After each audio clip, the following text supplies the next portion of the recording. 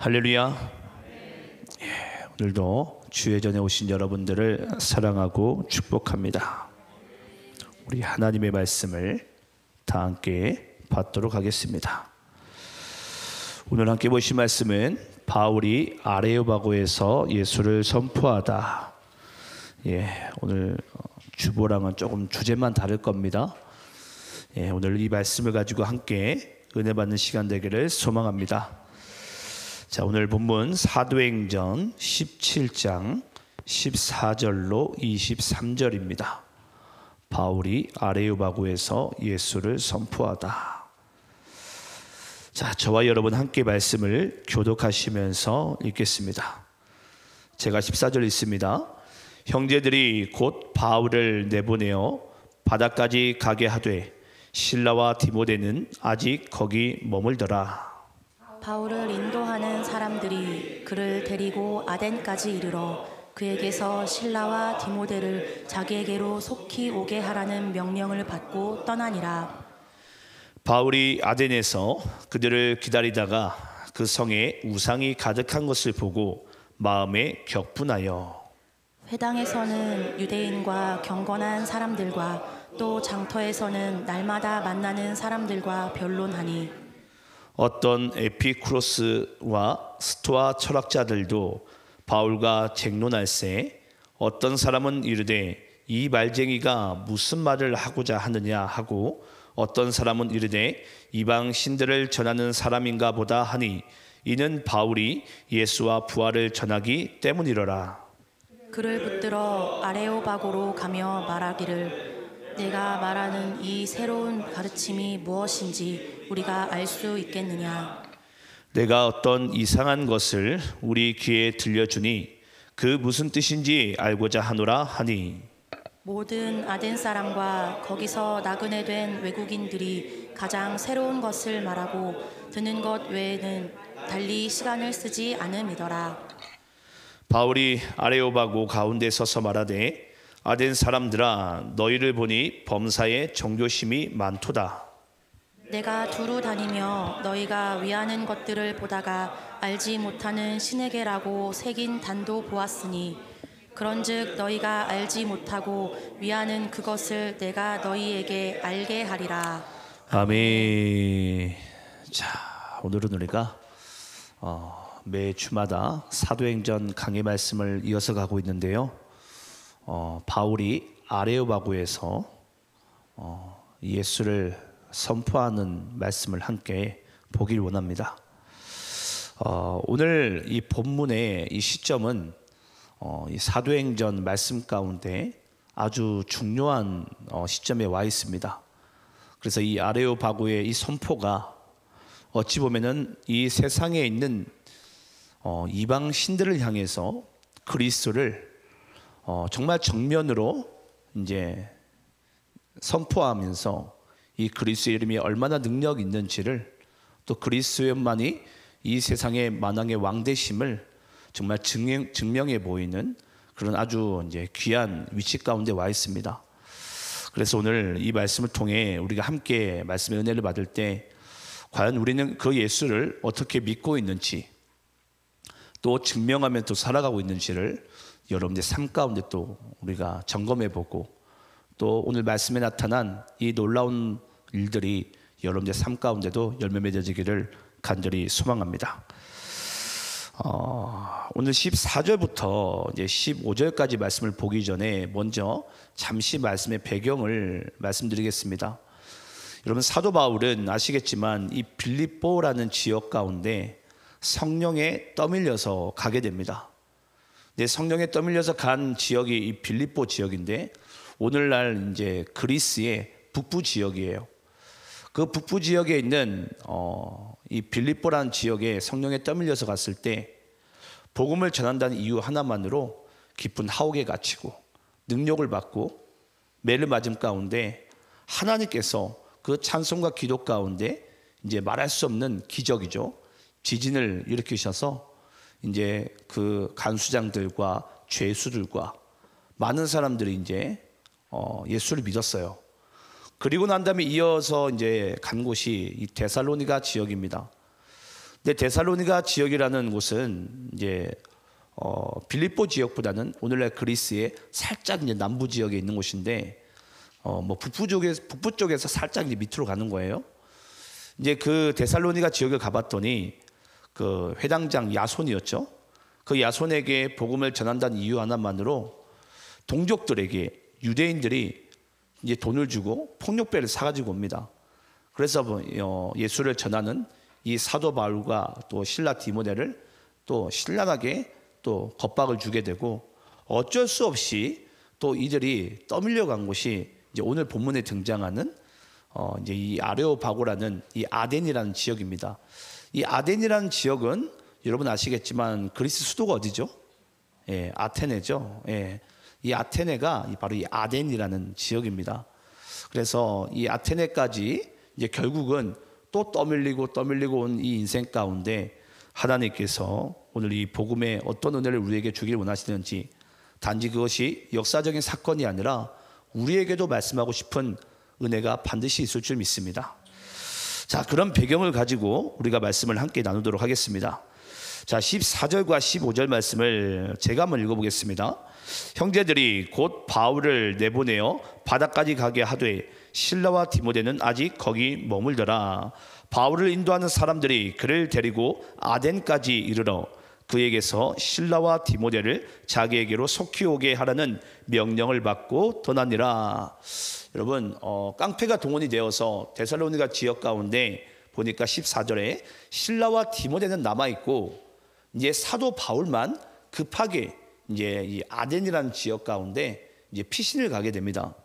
도망갔다는 표현 보기보다는 우리가 그곳 가운데 하나님께서 원하시는 또 구원하길 기뻐하시는 그 영혼들이 있었나 봐요.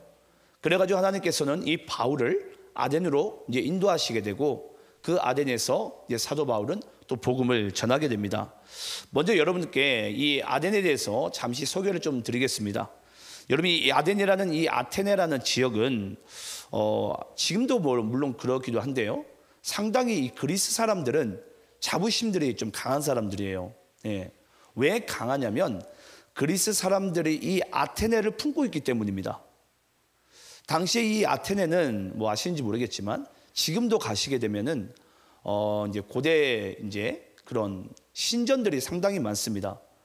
그러니까 그리스 사람들의 자부심, 또 그리스 사람들이 이 아덴을 품고 있고 아테네를 자기네들이 수도로 삼고 있다는 것만으로도 왜 자부심이 있었냐면 많은 신들이 그 아테네를 한마디로 감싸고 있고 보호하고 있다는 거예요. 그것만으로도 이 사람들에게는 엄청난 자부심이고 힘이 됩니다. 그래서 한때 농담으로는 그런 이야기도 했어요. 물론 이제 거기에 이제 신전은 파르테논 신전, 뭐 마르샤 신전, 마르샤는 아마 여러분들이 좀 나이가 있으신 분들은 아마 차 이름으로 아실 거예요. 예. 그런 이제 신전들이 있었지만 당시에 그 아테네에 있는 아덴에 있는 우상 신들은 당시 주민들 숫자보다도 더 많았다고 그래요. 그러니까 얼마나 그 사람들이 자부심이 정말로 이 어깨에 힘이 들어갔겠어요. 우리가 이렇게 많은 신들이 우리나라를 보호하고 있다는 거죠. 우리 도시를 보호하고 있다는 거죠. 그러니까 어떤 나라들도 이 그리스만큼은 아테네만큼은 점령하지 못하고 공격하지 못한다라는 그런 자부심과 이제 헛된 정말 그런 좀 생각들로 인해서 이제 그들은 이제 우상 숭배에 완전히 이제 젖어들어 있었습니다. 근데 여러분 거기에 등장하는 좀 신들을 좀 대표적인 신들만 여러분께 좀 말씀드리고 싶은데 이유가 있습니다. 먼저 거기에 대표적인 신이 주피터라는 우상 신이 있었어요. 주피터. 뭐 들어보셨는지 모르겠어요. 그리고 다이아나라는 또 우상 신이 있었고요. 그리고 머큐리라는 또 우상 신이 있었습니다. 머큐리도 아시겠지만 차 이름이죠. 그리고 바카스라는 또 신이 있었습니다. 여러분 흔히 드시는 이제 바카스가 그 우상 신의 이름을 따가지고 온 겁니다. 그리고 이제 비너스라는 또 신이 있었어요. 사랑의 비너스 아시죠? 남편들이 사랑하는 아내에게 속옷을 사주는데 그 비너스라는 이름도 우상 신의 이름 중에 또 하나입니다. 그래서 그 당시에 주피터, 다이아나, 머큐리, 바카스, 비너스 이 모든 신들의 공통 분모가 있어요. 그게 뭐냐면 바로 다 음란한 신을 뜻합니다. 음란한 신. 그래서 당시에 이 우상 신들과 파르테논, 마르샤 신전에서 많은 여사제들과 이 제사를 지내러 오는 그 남자들 간의 그런 성적 교합으로 인해서 그들은 신과 하나 될 수 있었다고 믿었고, 또 그렇게 하는 것이 그들은 또 거룩이라고 믿었습니다. 그러니까 여러분, 당시에 이 그리스에 또 있는 그 뭐라고 할까요? 그 문화와 또 로마 신화, 이 모든 것이 아시겠지만 여러분, 성적으로 이 타락하는 또 상징물 중에 하나였죠. 저도 가끔 이제 유튜브를 통해서 죄송합니다. 이제 너튜브라고 해야 되는데, 제가 거기를 통해서 이제 그리스 로마 시대에 이제 타락한 문명을 좀 보게 돼요. 보게 되면 뭐 다른 것보다도 성적으로 아주 문란합니다. 근데 그 성적으로 문란할 수밖에 없는 이유가 이 음란한 신들을 자기네들 신이라고 믿고 있으니까 그런 음행들을 자연스럽게 버릴 수밖에 없었고, 또 그런 행위들 가운데 이제 헛된 자부심과 또 헛된 가치를, 이상을 가지고 살아갈 수밖에 없었던 그런 곳이 바로 이 아덴이라는 지역이었습니다. 그런데 지금도 여러분은 가보시면 아시겠지만 이 아덴이라는 지역은 전 세계에서 많은 사람들이 꼭 가보고 싶은 도시 중에 하나로 반드시 꼽힌 나라예요. 그래서 당시에는 더욱더 그랬습니다. 그래서 내가 살아생전에 내가 아덴을 한 번만 가봤으면, 거기 신전에서 내가 한 번만 내가 제사를 드려봤으면, 이라는 많은 꿈들을 당시에 이 유럽에 있는 사람들이 좀 꿈을 꾸며 살았던 곳이 바로 이 아덴이라는 지역이에요. 그래서 저는 여러분들이 이 아덴이 당시에 어떤 상징을 가지고 있었는지, 어떤 사람들의 인식을 또 가지고 있었는지를 알아야지 오늘 말씀이 좀 이해가 되기 시작합니다. 자, 그러면서 16절 말씀을 여러분들이 한번 읽어볼까요? 자, 16절 말씀 여러분들이 있습니다. 시작. 바울이 아덴에서 그들을 기다리다가 그 성에 우상이 가득한 것을 보고 마음에 격분하여. 자, 여러분, 바울이 성령에 떠밀려서 데살로니가의 그 동족들의 그 깡패에 떠밀려 가지고 이제 이 아덴에 왔어요. 일단 데살로니가 지역과 빌립보 지역은 그래도 동역자들이 있었습니다. 근데 이 아덴에 와 보니까 홀로 남았어요. 홀로 남았는데 지금 엄청난, 당시 이 아테네 시민들보다 더 많은 우상 숭배가 가득한 것을 지금 이 사도 바울이 목격을 하게 됩니다. 그 목격을 하게 됐을 때 사도 바울의 마음 가운데 어떤 마음이 들었다고요? 마음에 격분하여. 이 격분하여라는 것이 이제 헬라 원어로는 파릭시노라는 단어예요. 파릭시노. 근데 이 파릭시노로는요, 여러분 무슨 뜻이냐면 하나님의 영이 질투하다라는 뜻입니다. 그러니까 지금 사도 바울이 격분한 게 아니라 지금 뭘 의미하는 거죠? 하나님이 지금 이 아덴 가운데 우상신이 가득한 것을 보고 하나님께서 진노하시는 거예요. 하나님께서. 여러분, 우리나라도 그렇습니다. 우리나라도 가끔 가다 보면은 이제 많은 이제 아시겠지만 자칭 메시아가 우리나라에만 50명이 넘어요. 자칭 메시아만. 이제 자기가 신이라고 이제 생각하는 사람들. 그 사람이 여러분 50명이 넘습니다. 또 예를 들어서 우리가 뭐 무당들이나 신내림을 받았다 그러죠. 얼마 전에 보니까 제가 제 핸드폰에 당근에 보니까 제가 오늘 따끈따끈한 신내림 받았습니다. 저한테 전보러 오라고. 그게 당근에 나오더라고요. 야, 이 사람 신기하다. 오늘 따끈따끈한 신내림을 받았으니까 전보러 오라는 게 이게 상당히 웃기지 않습니까? 근데 그런 것들을 제가 하는 이제 모습들을 보면서 정말 하나님께서 이런 정말 이 대한민국 정말 하나님이 보호하신 나라 아닙니까? 우리가 애국가에도 부르지만 하나님께서 보호하신 이 나라를 어쩌면 지금 이 대한민국 땅 가운데 수많은 우상들이, 또 지금은 그 우상의 모습들이 아시겠지만 여러 가지 지식과 여러 가지 문명과 또 여러 가지 문화와 지금 뒤섞여 가지고요, 제가 보기에는 우리나라도 만만치 않은 지 우상 숭배가 너무나도 팽배합니다. 그러니까 지금은 예수 믿는 사람들조차도 어찌 보면은 예수님의 그림이 그렇게 그다지 귀하지 않아요. 그런 시대와 그런 세상을 우리는 지금도 살고 있습니다. 지금도 대한민국에 있는 많은 교회들 가운데 절대적으로 오직 예수를 믿는 사람들이 여러분 몇이나 된다고 생각을 하십니까? 아니면 제가 여러분들께만 좀 질문을 하고 싶어요. 여러분들은 정말 오직 예수만을 가지고 이 세상에 내가 감사하면서 기뻐하면서 살아갈 수 있습니까? 이 믿음의 고백이 여러분 우리 안에 있어야 되거든요. 이 믿음의 고백이 있어야 돼요. 근데 오늘날부터인가 교회에서 예수 이름이 너무도 진부합니다. 오늘도 이제 목회자가 또 목사가 성경 말씀을 가지고 설교하는 것이 저 말씀과 나와 무슨 상관이 있을까? 여러분 상관이 있죠. 당시 아덴보다도 더 많은 우상 숭배가 팽배한 것이 저는 오늘날 대한민국 사회라고 생각을 해요. 예. 그러니까 지금 대한민국의 많은 젊은이들이 예수를 떠나고 교회를 떠나고 있는 거예요. 왜냐? 예수를 믿지 않아도 내가 얼마든지 잘 살 수 있거든요. 예. 그런 나라가 되어버렸습니다. 유럽은 이미 오래 지금 예수를 떠났고요. 미국도 이미 좀 떠난 지는 오래됐다고 생각합니다. 근데 대한민국도 지금 그런 시대를 살고 있어요. 젊은 사람들에게, 다음 세대들에게 예수가 필요 없어요. 또 오늘날 기성세대들에게도 과연 예수가 우리의 삶의 전부가 맞는지, 그 예수 믿고 나의 영혼이 죄에서 구원받아 내가 천국 간다라는 그 명분 있는 그 사실 아래 우리가 정말 진리 아래 살고 있는지 한번 우리가 오늘 이 말씀 가운데 여러분 스스로가 그 마음의 중심을 한번 점검하는 그런 시간 되기를 소망합니다. 자, 그러면서 17절 말씀 보게 되면요, 회당에서는 유대인과 경건한 사람들과 또 장터에서는 날마다 만나는 사람들과 변론하니, 이 사도 바울이 아덴에서 항상 어떤 인생을 살게 되죠? 만나는 사람과 계속 변론하는 거예요. 이 변론한다는 것은 무슨 뜻이냐면 누구를 대신하여 격렬하게 다투다라는 뜻입니다. 격렬하게 싸우다. 누구를 대신하여. 지금 사도 바울이 누구를 대신하여 격렬하게 다투고 있죠? 예수님을 대신해서. 네.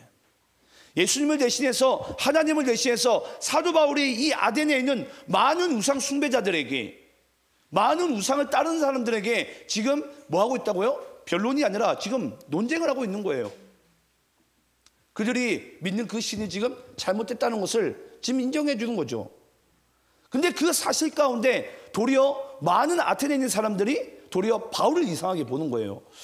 저 사람이 이교도 사람이구나. 지금 누가 이교도인데? 예. 저 사람이 헛된 이방신을 믿는 사람들이구나. 그런 이야기들을 하고 있잖아요. 뭐 하는 사람들이? 예수를 믿는 사람들이. 오늘도 여러분 잘 보시기 바랍니다.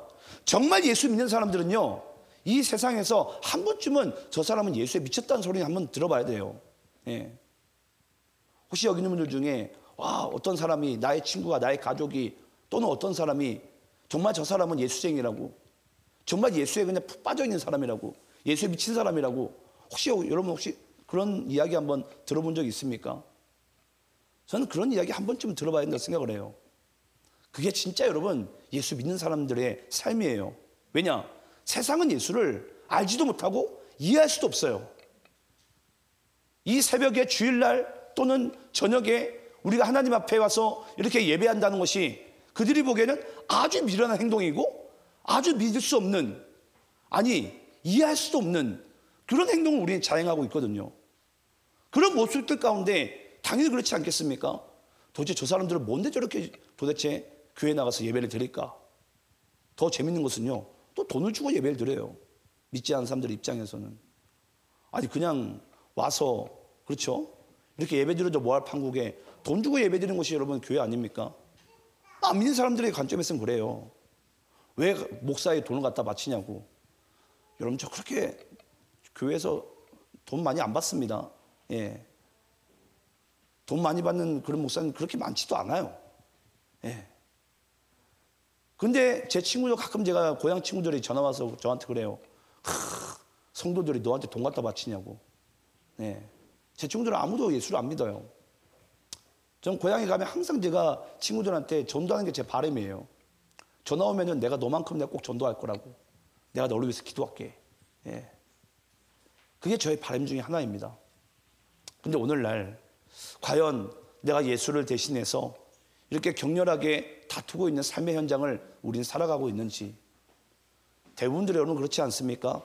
내가 예수 믿으면은 내 삶이 왠지 평안해야만 되고 행복해야만 되고 감사와 기쁨만 넘쳐야 된다고 생각을 하는데, 도리어 이 사도 바울과 같이 마음이 격분하는 마음과 또 마음에 이 변론하는 마음이 과연 오늘날 그 교회를 살아가는 크리스찬들에게 과연 우리의 마음 가운데 있는지, 심령 가운데 있는지 저는 반드시 점검해야 되라고 저는 믿습니다.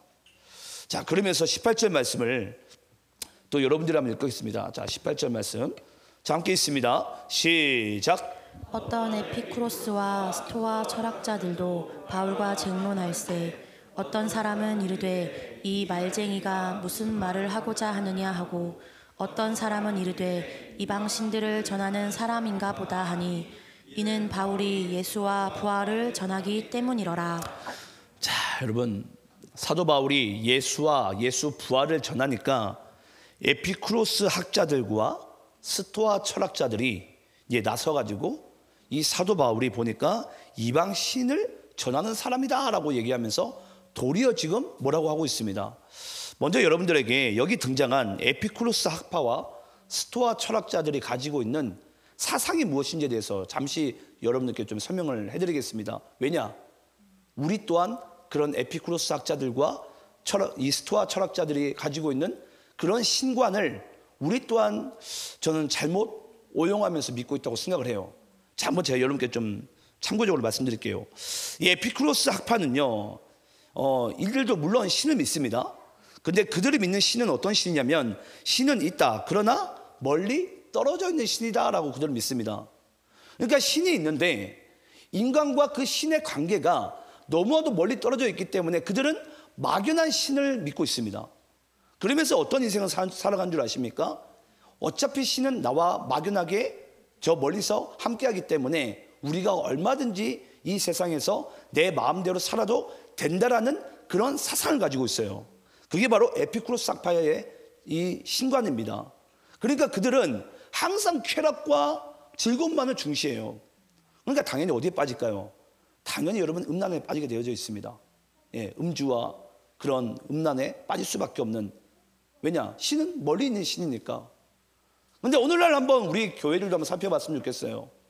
여러분, 하나님이 오늘도 이 예배 가운데 여러분들과 함께 바로 옆자리에 바로 나의 곁에 계심을 믿습니까? 여러분, 그것을 믿는 게 예배예요. 맞습니까? 그걸 믿는 게 예배예요. 하나님은 여러분 멀리 있지 않습니다. 예배하는 자들과 함께 한다고 그랬어요. 두세 사람이 내 이름으로 모인 곳에 주께서는 함께 한다고 했어요. 그게 우리가 드리는 하나님께 드리는 예배입니다. 그리고 또 스토아 철학자들의 또 신관은 어떠냐면요, 신은 있기는 한데 알지 못하는 신을 믿고 있어요. 알지 못하는 신. 자, 그러면 스토아 철학 학파들이 생각하고 있는 그 신관에 대해서 사도 바울이 논박한 부분이 있는데 우리 오늘 본문 27절 28절 말씀 읽어볼까요? 자, 27절 28절. 자, 제가 한번 27절 읽고 여러분들이 28절이 있습니다. 이는 사람으로 혹 하나님을 더듬어 찾아 발견하게 하려 하심이로되 그는 우리 각 사람에게서 멀리 계시지 아니하도다. 여러분, 이게 바로 혹시 안 나옵니까? 27절? 아, 죄송합니다. 우리 죄송한데 성경 좀 찾아볼까요? 죄송합니다. 제가 오늘 제가 응급 환자로서 병원에 갔다 온 바람에 제가 말씀을 방송실에 전달하지 못한 것 같아요. 우리 사도행전 17장 27절 28절 말씀 읽어볼까요? 사도행전 17장 27절 28절입니다. 자, 불편드려서 죄송하고요. 제가 27절 읽겠습니다. 이는 사람으로 혹 하나님을 더듬어 찾아 발견하게 하려 하심이로되 그는 우리 각 사람에게서 멀리 계시지 아니하도다. 28절 여러분들이 있습니다. 시작. 우리가 그를 힘입어 살며 기동하며 존재하느나 너희 시인 중 어떤 사람들의 말과 같이 우리가 그의 소생이라 하니. 자, 27절에 보면은 그는 우리 각 사람에게서 멀리 계시지 아니하도다. 아까 스토아 누구죠? 그 에피쿠로스 학파는 어떤 신을 믿는다고 그랬죠? 멀리 계신 하나님을. 근데 분명히 사도 바울이 전하는 이 예수는 어떤 예수라고요? 그는 우리 각 사람에게서 멀리 계시지 아니한 하나님이라는 거예요. 예수라는 거예요. 근데 오늘날 아까도 말씀드렸지만 많은 예배자들이, 많은 예수 믿는 사람들이 예수님이 저기 멀리 계신 줄 알아요. 분명히 예수님께서는 아시겠지만 본인이 하나님 우편에 계실 때 들림 받게 될 때 내가 보혜사 성령을 너에게 보내리라. 그리고 어떻게 하신다고 하셨습니까? 우리 안에 들어오신다고 하셨어요. 우리 안에. 예. 아마 여기 있는 분들 중에 이 내용을 모르시는 분들은 없을 거예요. 모르시는 분들은 없지만 우리는 실제로 그런 인생을 살고 있지는 않습니까? 제가 오늘 저녁에도 말씀을 전할 텐데 오늘 다윗이 밧세바를 간음하는 부분을 오늘 말씀을 제가 저녁에 전합니다. 여러분, 다윗이 왜 밧세바를 간음한 줄 아십니까? 그런 유혹의 현장은 누구나 살면서 우리가 그런 이제 유혹의 현장 가운데 맞닥뜨릴 수 있어요. 근데 중요한 게 뭔 줄 아세요? 그 순간에 내가 무엇을 선택하는지가 중요합니다. 다윗이 만약에 그 밧세바를 간음하려고 마음 먹었을 때 하나님이 자기 곁에 있다라는 그 사실을 믿었으면 여러분, 다윗이 감히 하나님 앞에서 밧세바를 간음할 수 있었을까요? 못합니다. 근데 하나님이 멀리 계시다고 믿는 거예요. 에피크로스 아파와 똑같이 그냥 하나님을 믿는 거예요. 그러니까 그 순간에 이 죄와 친구를 할 수밖에 없고 죄를 범할 수밖에 없는 그런 인생을 살아갑니다. 여러분 잊지 마시기 바랍니다. 여러분들이 죄 짓는 죄 유혹 가운데 딱 맞닥뜨렸을 때 그때 하나님이 여러분들 곁에 계심을 믿으세요. 이게 우리가 죄로부터 이길 수 있는 유일한 길이에요. 그걸 믿어야 돼요, 우리는. 근데 내가 죄 짓는 순간에는 죄의 유혹이 나한테 찾아올 때는 왠지 하나님이 안 계신 것 같아요. 그런데 과연 우리들의 마음 가운데 그런 마음들은 모르겠어요. 분명히 우리 안에 있겠지만 그걸 발견하지 못하는 부분들이 더욱더 많은 것 같습니다. 그리고 본문 23절 말씀 여러분 찾아보시겠어요? 자, 본문 23절. 이 스토아 학파에 대해서 사도 바울이 논박한 부분인데요. 23절 말씀을 함께 한번 읽어봅시다. 자, 오늘 본문이죠. 함께 있습니다. 시작. 내가 두루다니며 너희가 위하는 것들을 보다가 알지 못하는 신에게라고 새긴 단도 보았으니 그런즉 너희가 알지 못하고 위하는 그것을 내가 너희에게 알게 하리라. 제가 아까 여러분들께 말씀드렸어요. 스토아 학파는 신은 있기는 한데 알지 못한 신을 믿고 있다고. 근데 여기에 사도 바울이 정면적으로 스토아 학파 철학자들을 따르는 사람들에게 지금 논박하고 있죠. 뭐라고? 우리 예수는 알지 못하는 신이 아니다. 너희들은 어찌하여 알지 못한 신에게 이 새도 만들고 또는 뭐 이상한 뭐 동물도 만들고 독수리도 만들고 그러면서 너희들은 거기에서 예배를 할 수 있냐라는 거예요. 알지도 못하면서. 근데 여러분, 오늘날 제가 교회들에게, 우리 교우들에게 자주 얘기합니다. 우리 성도들이 하나님의 말씀을 알아야 된다고. 아니, 힘써 알아야 됩니다. 주의 말씀을. 아마 여기 있는 분들 중에 신앙생활을 최소 5년, 10년, 15년, 20년 하신 분들 계실 거예요. 그런데 아마 오늘 여기 등장한 여기 본문 가운데 성경에도 이런 내용이 있다는 그 사실을 아는 사람들은 별로 없었을 거예요. 왜 그런 줄 아십니까? 내가 성경에 관심이 없어서 그래요. 말씀에 관심이 없어요. 근데 여러분 아시겠지만 진짜 예수 믿는 자의 힘은요, 말씀에서 나옵니다. 말씀이 능력이에요. 예. 우리나라 아시겠지만은 대부분 우리나라 많은 기도하는 사람들이요, 말씀 없는 상황에서 기도만 하다 보니까 어떤 주의에 빠지게 되죠? 신비주의에 빠지게 돼요. 하나님이 그냥 기적만 베푸시고, 하나님 내가 원하는 것들만 다 이루어 주시고, 내가 요구하는 것들만 다 들어주시는 분. 여러분, 그것은 예수 믿는 게 아니고요, 신비주의를 따르는 거예요.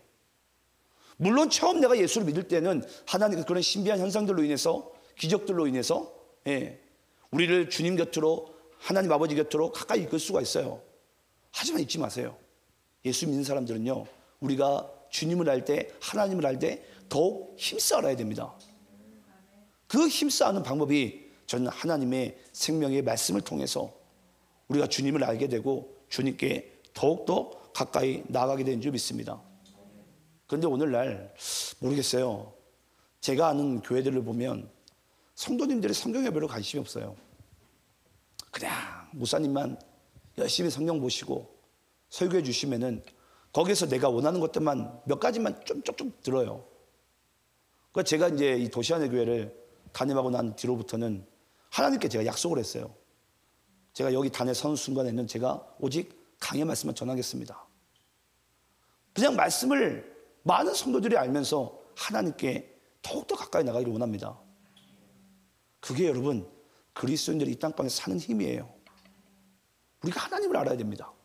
알지 못하는 그런 우상들을 새기는 그런 신이 아니라 오늘도 나와 함께 하시며 나의 심령 가운데 나의 마음 가운데 어떤 생명과 진리를 주기 원하시는 그 아버지의 마음을 우리가 가까이 할 때에 주님께서 우리의 삶을 주께서 원하시는 방향대로 인도하시고 이끄실 줄 믿습니다. 자, 마지막으로 우리 오늘 19절 말씀 읽고 이제 마치도록 하겠습니다. 참 19절하고 31절 말씀 읽어야 되는데 먼저 19절 읽겠습니다. 자, 19절. 자, 여러분들이 읽겠습니다. 시작. 그를 붙들어 아레오바고로 가며 말하기를 내가 말하는 이 새로운 가르침이 무엇인지 우리가 알 수 있겠느냐. 자, 여러분, 사도 바울이 얘기합니다. 그를 붙들어 아레오바고로 가며 말하기를 내가 말하는 이 새로운 가르침이 무엇인지 우리가 알 수 있겠느냐. 여러분, 먼저 여러분들에게 이 아레오바고라는 이 단어 자체가 너무 생소했을 거예요. 먼저 좀 단어 의미를 좀 말씀드릴게요. 이 아레오라는 단어는 아레오바고는 합성어인데 아레오라는 단어는 이 전쟁이라는 단어예요. 바고라는 단어는 현장이라는 뜻입니다. 그럼 무슨 뜻이죠? 전쟁의 현장이라는 뜻이에요. 사도 바울이 이 아레오바고는 어떤 곳이었죠? 많은 우상신들이 가득한 곳입니다. 신전들이 바로 둘러싸이는 곳이 이 아레오바고 광장이에요. 예.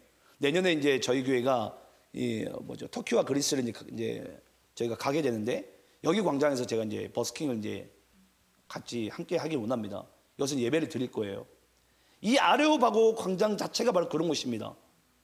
그곳에서 많은 신전들과 많은 우상들이 가득한 그 현장이 바로 전쟁터의 현장일 때 사도 바울이 할 수 있었던 것은 뭐라고요? 오직 예수를 전하는 거예요. 예. 이 세상에 참 신은 오직 예수밖에 없다고. 예. 여러분, 그걸 전할 수 있는 자들이 오늘날 저는 교회들이 돼야 되고요. 여러분들의 삶의 현장이 아레오바고가 돼야 됩니다. 예. 근데 우리는 아레오바고 가운데 우리는 살기를 원치 않는 것 같아요. 뭔가 평안하고 내가 세상에서 뭔가 성공하기 원하는 그런 삶을 살아가지. 내가 이제 내 인생 가운데 이 아레오바고라는 이런 현장이 펼쳐지게 되면 왠지 뭔가 잘못된 것 같잖아요. 예. 그런데 이 아레오바고 현장이야말로 그리스도인들이 바르게 서야 될 곳이고 또 그 삶의 현장에서 우리가 예수를 전하는 것이 하나님 아버지의 뜻인 줄 믿습니다. 그 아레오바고에서 사도 바울이 31절 말씀을 마치고 이제 외치는데요. 우리가 이 말씀 읽고 마치겠습니다. 자, 31절 말씀. 자, 사도 바울이 뭐라고 외치는지 함께 한번 보겠습니다. 자, 31절 우리 함께 있습니다. 시작. 이는 정하신 사람으로 하여금 천하를 공의로 심판할 날을 작정하시고 이에 그를 죽은 자 가운데서 다시 살리신 것으로 모든 사람에게 믿을 만한 증거를 주셨음이니라 하니라. 여러분, 사도 바울이 외친 것이 바로 이 내용입니다.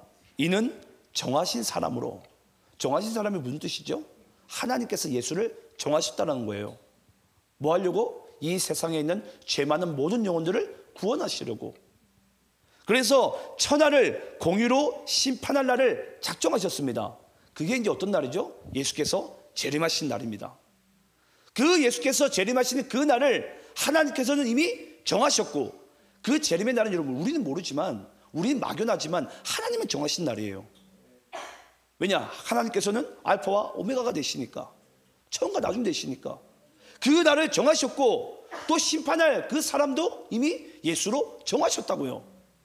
그래서 그 날에는 예수를 믿지 않는 사람들은 반드시 심판받을 것을 또 예수를 믿는 자들에게는 죽은 자 가운데서 다시 살리실 것을 주님께서 우리에게 말씀하고 계신 줄 믿습니다. 오늘 이 말씀을 여러분들의 심령 가운데 믿으시고요. 저는 반드시 예수 믿는 사람들은요, 여러분의 삶의 현장에 아레오바고에서 오늘도 부활하신 이 예수를 전함으로 말미암아 재림하실 예수를 전함으로 말미암아 죽어가는 단 한 명의 영혼이라도 우리가 주님 품으로 정말 돌아오게 만드는 것이 우리의 귀한 사명이자 하나님 아버지의 선물인 줄 믿습니다. 저는 이것을 끝까지 믿고 살아가는 우리의 삶이 되기를 간절히 축원합니다.